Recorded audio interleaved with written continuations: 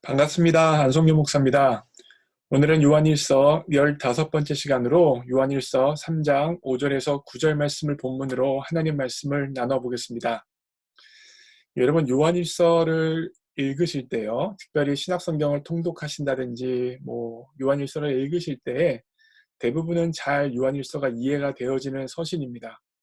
그런데 가끔가다 이해가 안 되어지는 굉장히 어려운 부분이 한 가지가 있는데, 바로 그것이 오늘 본문의 내용이에요. 그 본문의 내용이 무엇이냐? 자, 보겠습니다. 3장 6절 말씀 보세요. 그 안에 거하는 자마다 범죄하지 아니하나니 라고 기록하고 있어요. 여기서 그는 누구냐면 바로 예수님을 의미합니다. 다시 말하면 예수님 가운데 거한다, 예수님을 믿는다, 하나님의 자녀가 되었다 라고 이야기하는 거예요. 하나님의 자녀가 된 사람들은 범죄하지 아니한다, 죄를 짓지 않는다 라고 요한일서는 이야기합니다.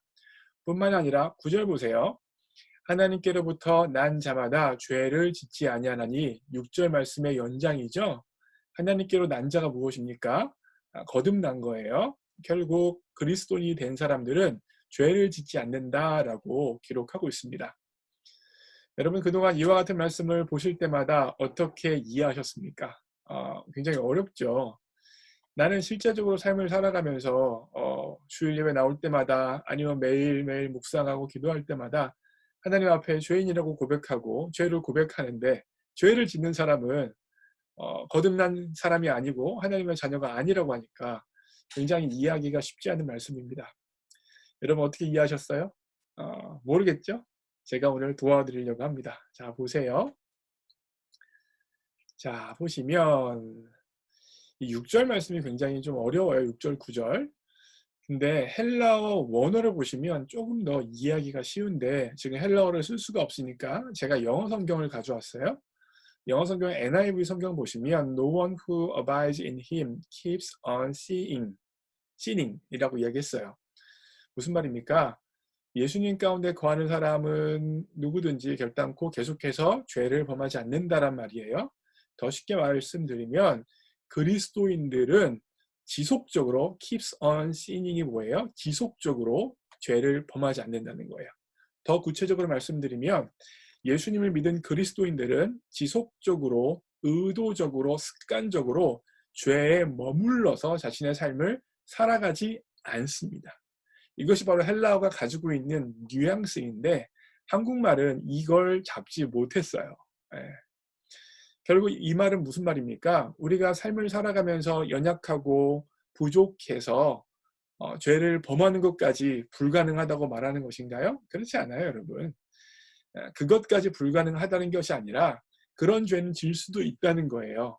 그런 죄는 실수는 범할 수 있다는 거예요. 다만 의도적으로, 지속적으로, 습관적으로 죄 가운데 머물러서 죄에 의하여서 통제되어지는 삶을 살지 않는다는 것을 오늘 본문이 이야기하고 있는 것입니다. 왜 그렇습니까? 5절 말씀 보세요. 그가 우리 죄를 없애려고 나타나신 것을 너희가 아나니, 예수님께서 우리의 이 땅에 내려오신 이유가 뭐예요? 죄를 없애려고 내려오셨고, 그리고 그에게는, 예수님에게는 죄가 없으세요. 예수님은요, 죄가 없으신 분으로서 죄를 없애기 위하여서 이 땅에 내려오셨습니다.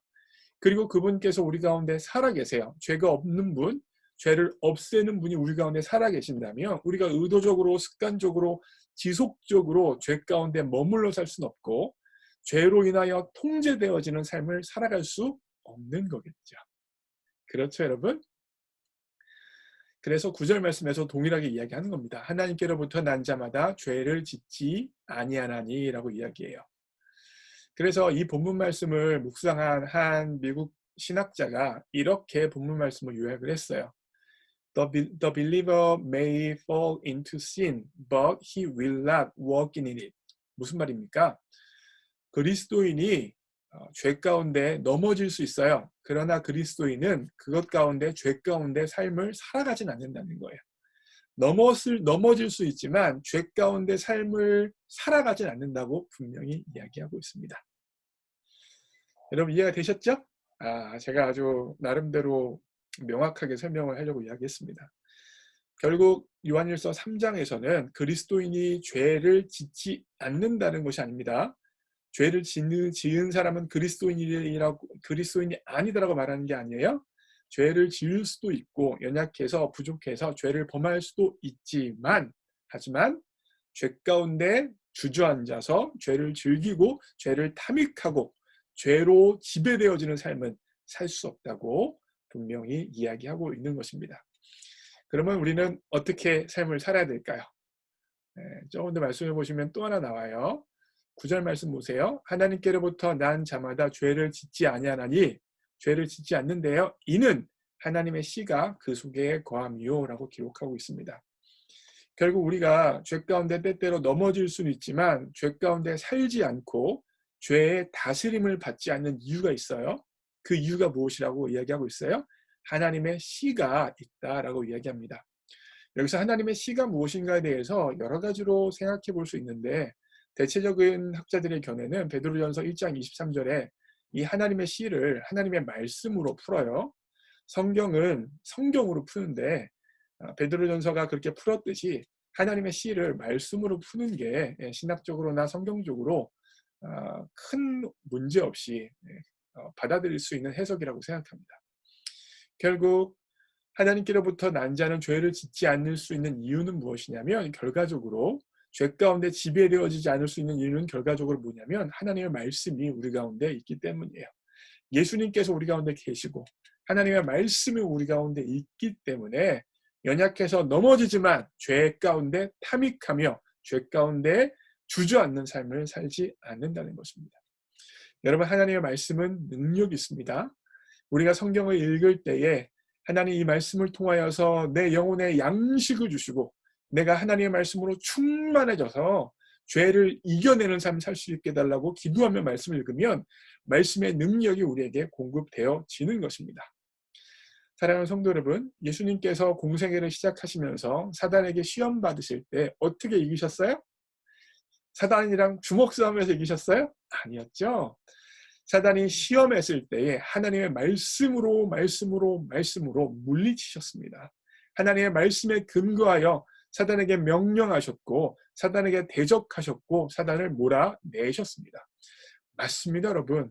우리의 능력은 우리에게 있는 것이 아니라 하나님의 말씀에 있습니다. 그래서 이 코로나 사태가 계속해서 장기화되어지는 이 시점에 여러분 하실 수만 있으면 말씀을 가까이 하시고 말씀을 연구하시고 말씀을 묵상하시고 말씀을 암송함을 통하여서 이 코로나 사태가 끝나고 나서 여러분을 뵙게 되어질 때 더욱더 성령 충만하게 말씀 충만하게 여러분과 만날 수 있기를 주님의 이름으로 소원하고 축복합니다. 그럼 여러분 건강히 지내시고요. 이번 주 목요일에 뵙겠습니다. 바이.